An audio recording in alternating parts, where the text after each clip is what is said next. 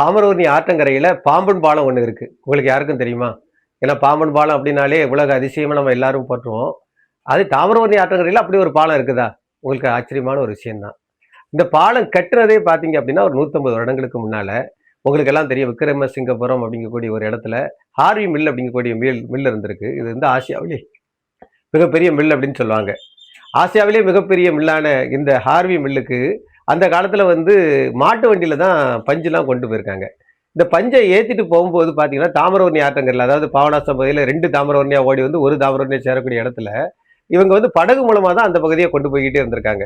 காலங்கள் கடந்திருக்கு. இத வந்து எப்படியாவது மாற்றணும் அப்படின்னு சொல்லி ஆங்கிலேயர்கள் என்ன பண்ணியிருக்காங்கன்னா, ஒரு இரும்பு பாலம் போட்டிருக்காங்க. இந்த இரும்பு பாலம் கிட்டத்தட்ட அந்த பாம்பன் பாலம் எப்படி உறுதியாக கட்டப்பட்டதோ, அதே மாரி கட்டியிருக்கிறாங்க.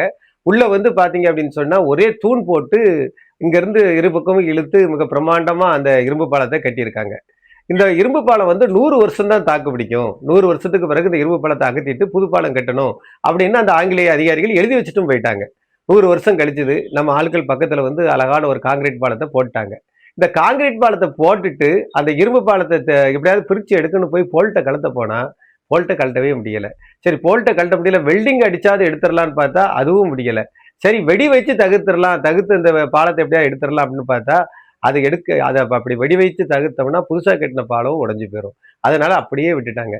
கிட்டத்தட்ட 180 வருடத்த கடந்த இந்த பாலம், இன்னைக்கு ஒரு காட்சி பொருளாவே இருக்குது.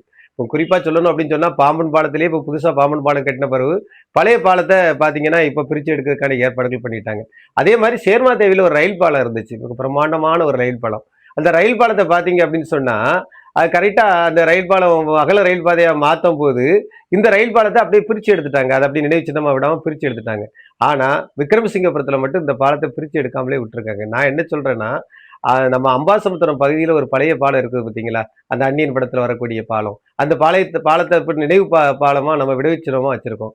அதே மாரி இதையும் நம்ம மணிமுத்தாறு பேரூராட்சியை சேர்ந்தவர்கள் வந்து இதையும் ஒரு நினைவு சின்னமா, இது பாருங்க மக்கள் வந்து பார்த்துட்டு போகக்கூடிய ஒரு பார்வை இடமா, இத கொஞ்சம் பராமரிச்சு வச்சாங்க அப்படின்னு சொன்னா, நெறைய சுற்றுலா பயணிகள் இங்க வருவாங்க. அதுக்கு ஏற்பாடு செய்வாங்களா?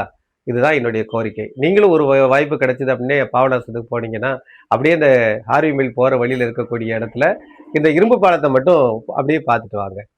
முத்தாலங்குறிச்சி காமராசுவின் நெல்லை வரலாற்றுச் சுவடுகள்.